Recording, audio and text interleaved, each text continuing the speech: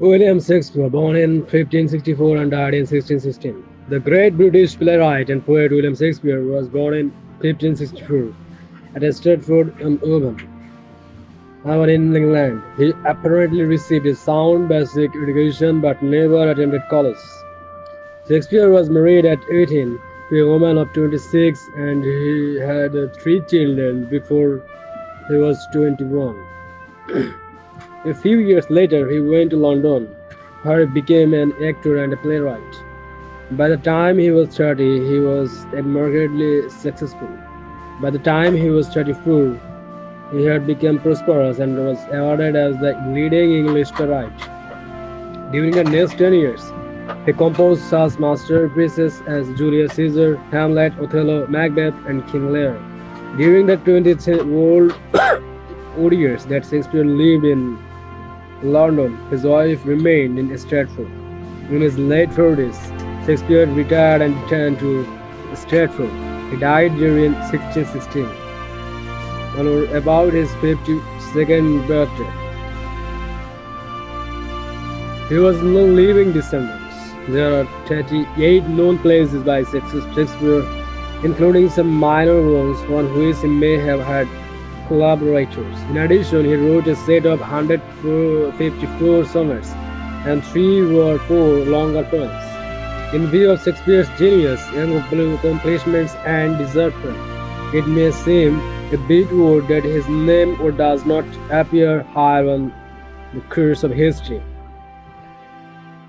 I have ranked Shakespeare this low not because I am appreciative of his artistic accomplishments, but only because of my belief that in general, literary and artistic figures have had comparatively little influence in human history. The activities of a religious leader, scientist, politician, explorer, philosopher, or inventor frequently influence developments in many other fields of human endeavor. For example, scientific advances have had tremendous impact upon economic and political affairs, and have also affected religious beliefs, philosophical attitudes, and developments in art. However, a famous painter, though he may have a great deal of influence upon the work of subsequent painters, is likely to have very little influence upon the development of music and literature, and virtually none upon science, exploration, or other fields of human endeavor. Similar statements can be made concerning poets, playwrights, and composers of music. In general, artistic figures influence in only art, and indeed only the particular field of art in which they work. It is for this reason that no figure in the literary, musical, or visual arts has been ranked in the top 30, and only a handful appear on the course of history.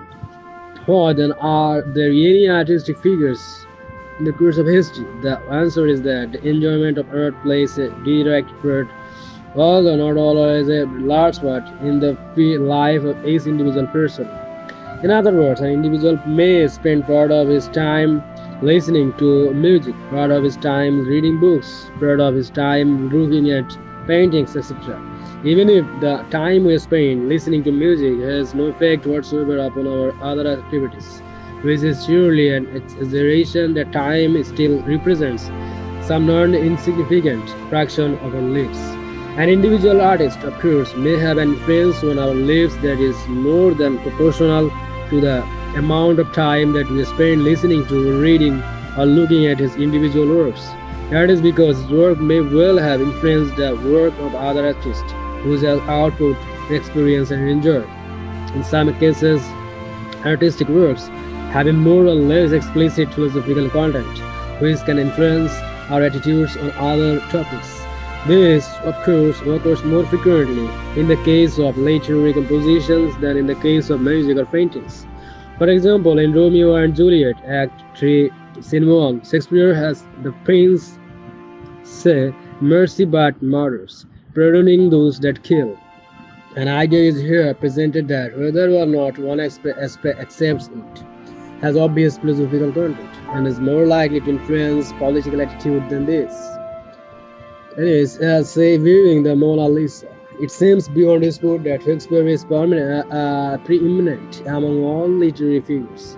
Relatively few people today read the works of Chaucer, Virgil, or even Homer, except when those works are assigned reading in school. However, a performance of one of Shakespeare's plays is certain to be well attended. Shakespeare's gift for a well-turned phrase is without parallel, and he is frequently quoted even by persons who have never seen or read his plays. Furthermore, it is plain that his popularity is not merely a passing fad. His works have given pleasure to readers and viewers for almost 4 centuries. As they have already stood the test of time, it seems reasonable to assume that the works of Shakespeare will continue to be popular for a good many centuries to come. In accessing Shakespeare's importance, one should take into account that had he not lived, his plays would never have been written at all. Of course, no, to some extent, a corresponding statement could be made regarding every artistic or literary figure. However, that factor does not seem particularly important in evaluating the influence of minor artists. Although Shakespeare wrote in the English language, he is a truly world-renowned figure. If not quite a universal language, English is closer to being one than any other language has ever been. Moreover, Shakespeare's works have been very widely translated, and his works have been read and performed in a very large number of countries. There are, of course, some popular authors whose writings are disdained by literary critics.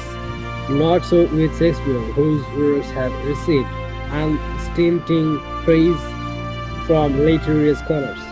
Generations of playwrights have studied his works and have attempted to emulate his literary virtues. It is this combination of enormous influence on other writers and continued popularity with the public that entitles Shakespeare to a fairly high position in the course of history.